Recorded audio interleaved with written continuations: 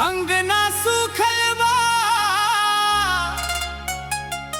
पियास से जान निकलत बा हो।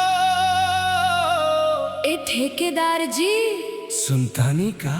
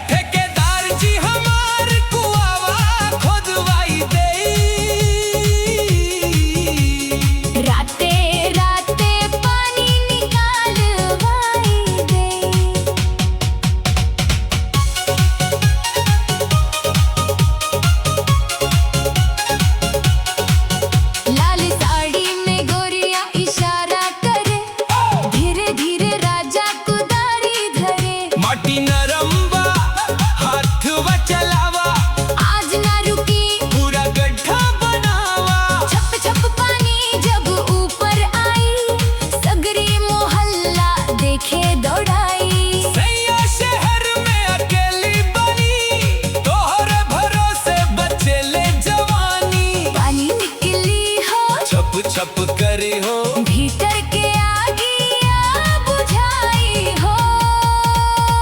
अरे धीरे धीरे जोर न लगावा ए राजा, दिलवा के हाल समझना।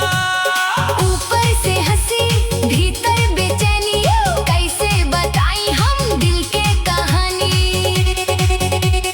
जैसी दिल आवा तेजी बढ़ावा,